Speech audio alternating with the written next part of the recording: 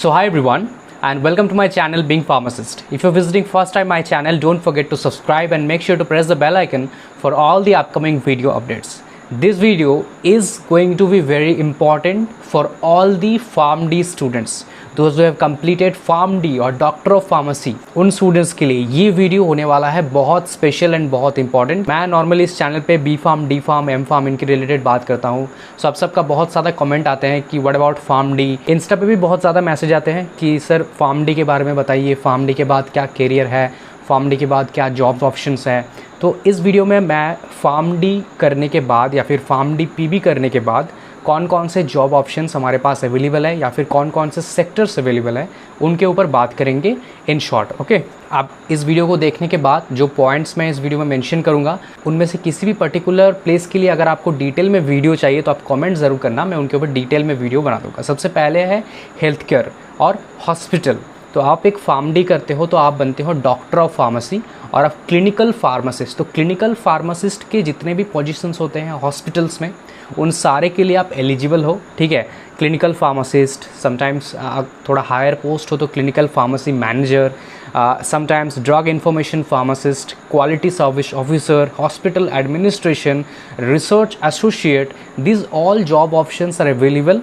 अगर हम health care की बात करें तो health care sector specifically hospital में इन सारे जॉब्स के लिए एलिजिबल हो आप अगर आप PharmD करते हो। तो उनमें से क्लिनिकल फार्मासिस्ट का जॉब सबसे ज़्यादा आते हैं, क्लिनिकल फार्मेसी मैनेजर थोड़ा सा हायर पोस्ट है with some experience you can go, quality service officer government service post है नॉर्मली, तो इसके लिए थोड़ा आपको एग्ज़ाम देना पड़ेगा। And drug information pharmacist sometimes ये भी पोस्ट आते हैं। हॉस्पिटल एडमिनिस्ट्रेशन आप ज्वाइन कर सकते हो, राइट। रिसर्च एसोसिएट के हिसाब से आप ज्वाइन कर सकते हो अगर हॉस्पिटल में कोई क्लिनिकल या फिर टॉक्सिकोलॉजिकल और फार्माकोलॉजिकल प्रोजेक्ट ओपन है तो उन सारे प्रोजेक्ट्स के लिए आप एज अ RA और रिसर्च एसोसिएट जा सकते हो। नेक्स्ट का बात करते हैं फार्मास्यूटिकल इंडस्ट्री की। तो आप फार्मास्यूटिकल इंडस्ट्री भी ज्वाइन कर सकते हो आफ्टर डूइंग PharmD और PharmD PB। किन किन पोजीशंस पे आप जा सकते हो, सबसे पहले कौन कौन से इंडस्ट्रीज़ ओपन है इस फार्मास्यूटिकल इंडस्ट्री में। सबसे पहले है फार्माकोविजिलेंस। तो फार्माकोविजिलेंस आप डिपार्टमेंट के जितने सारे जॉब्स हैं उनमें जा सकते हो। बी फार्म, एम फार्म के साथ साथ PharmD भी एलिजिबल है। IT कंपनीज़ में ऑल्सो जा सकते हो PharmD फार्माकोविजिलेंस अपॉर्चुनिटीज़ के लिए। उसके बाद है medical writing and publication, scientific writing. Medical writing, scientific writing in सारे पोजीशंस के लिए भी एलिजिबल हो क्योंकि आपके पास थेरेप्यूटिक एंड फार्माकोलॉजी का पूरा नॉलेज है। तो you can write the pharmaceutical papers, specifically drug related informations, right. Next चलते हैं आप मेडिकल एडवाइज़र, इसके हिसाब से ज्वाइन कर सकते हो। Medical adviser, medical information specialist, new drug development department और NDDS। It's very important and famous department currently in all the pharma industries. So NDDS में आप ज्वाइन कर सकते हो। क्लिनिकल ऑपरेशंस डिपार्टमेंट और क्लिनिकल ऑपरेशन मैनेजमेंट ज्वाइन कर सकते हो। क्लिनिकल डेटा मैनेजमेंट और CDM ज्वाइन कर सकते हो department. Product management team join कर सकते हो आप। ड्रग रेगुलेटरी अफेयर्स और ड्रग रेगुलेटरी ऑफिसर्स के हिसाब से ज्वाइन कर सकते हो आप। जैसे यहाँ पे एम फार्म ज्वाइन कर सकते हैं, सिमिलरली आप PharmD के बाद भी ज्वाइन कर सकते हो। अब इनमें से किसी किसी जॉब के लिए शायद आपके पास एक्सपीरियंस लगे थोड़ा सा, तो लेकिन मैं यहाँ पे उस पर नहीं जा रहा हूँ किस पे एक्सपीरियंस, किस पे फ्रेशर, आपके पास कौन कौन सा ऑप्शन है उस पर बात कर रहा हूँ मैं यहाँ पे। ठीक है, मेडिकल मार्केटिंग रिसर्च, इस पर भी PharmD स्टूडेंट्स को लिया जाता है बिकॉज आपके पास मेडिकल का नॉलेज है, मार्केटिंग का भी थोड़ा बहुत नॉलेज है एंड रिसर्च का भी नॉलेज है।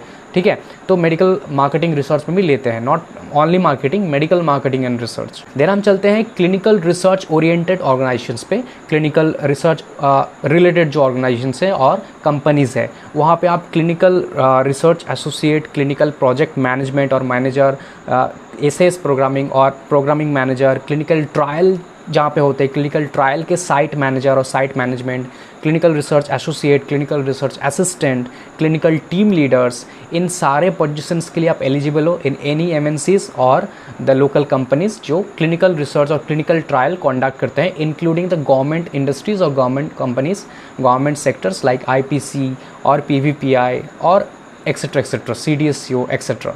नेक्स्ट चलते हैं डिपार्टमेंट। तो public health sector department is available for us, okay, for PharmD students. Public health sector, इस पे आप कौन कौन से मिल सकते हो। सबसे पहला है community pharmacist. Community pharmacist in the sense कि आप इंडिविजुअल भी आप अपना शॉप ओपन कर सकते हो जैसे हम लोग करते हैं after D Pharm B Pharm। तो आप भी एक फार्मासिस्ट हो तो आप एलिजिबल हो ऑफकोर्स।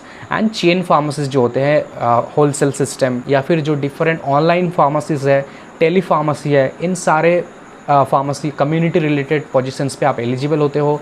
उसके साथ साथ project leader, different nationals and international organisations के जो प्रोजेक्ट लीडिंग पोजीशंस के लिए फार्मडीज़ को लिया जाता है, ठीक है, for different community based health care programmes और health care activities.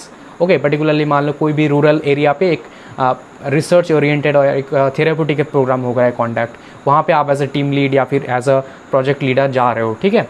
Alright, so next चलते हैं रिसर्च एंड डेवलपमेंट। तो आप रिसर्च एंड डेवलपमेंट सेक्टर में कोई भी प्राइवेट या गवर्नमेंट इंडस्ट्री या फिर कंपनी में आप फार्माकोकाइनेटिक्स या तो फार्माकोडायनामिक्स एनालिस्ट का जो पोस्ट है इस पे एलिजिबल होते हो, इन पोस्ट में आप जा सकते हो। अदरवाइज बायो अवेलेबिलिटी और बायो इक्विवेलेंट स्पेशलिस्ट, ये 4 पोस्ट अवेलेबल है आपके पास R&D में और रिसर्च एंड डेवलपमेंट में। ओके, फार्माकोकाइनेटिक्स, डायनामिक्स और bio availability, bio equivalents. Next हम लोग चलते हैं इंश्योरेंस कंपनीज़। जो कुछ गवर्नमेंट इंश्योरेंस कंपनीज़ है including private, they also hires medical adviser. इस मेडिकल एडवाइज़र के लिए या फिर मेडिकल इंश्योरेंस के जो एडवाइज़र होते हैं इनके लिए PharmD, B pharm, M pharm ये सारे स्टूडेंट्स एलिजिबल होते हैं। यहाँ पे भी आप एलिजिबल हो। एंड में बात करेंगे एकेडमिक्स की। एकेडमिक्स लाइन भी ओपन है आपके लिए, यहाँ पे भी आप आफ्टर फार्मडी एलिजिबल हो for teaching B pharm students, D pharm students, sometimes PharmD students also, sometimes M pharm students also. अगर आपके पास थोड़ा हायर एक्सपीरियंस है तो आप लोग इस पे भी जा सकते हो, राइट। इंक्लूडिंग अगर आप चाहो तो डिफरेंट कॉलेजेस में फार्माकोलॉजी के लिए भी जा सकते हो, इंक्लूडिंग नर्सिंग कॉलेज और पैरामेडिकल इंस्टीट्यूट्स एक्सेट्रा एक्सेट्रा। सो आप बहुत सारे सेक्टर्स आपके पास ओपन अप है। आप किस पे जाते हो डिपेंड करते हैं आप किस पर्टिकुलर फील्ड में इंटरेस्टेड हो, ठीक है। अगर आपके कॉलेज कैंपसिंग दे रहे हैं तो बहुत अच्छी बात है, अगर नहीं दे रहे तो आप इन पोजीशंस के लिए ट्राई कर सकते हो इन डिफरेंट कंपनीज। इन थोड़ा सा लिंक्डइन वगैरह पे आप थोड़ा एक्टिव रहो, नेटवर्क स्ट्रॉन्ग बनाओ तो ऑब्वियसली आपके जॉब हो जाएंगे, ठीक है। That is all about the video. Thank you so much. कुछ भी अगर आपके कमेंट है, डाउट है, कुछ भी है तो आप इंस्टाग्राम, फेसबुक पे जाके पूछ सकते हो।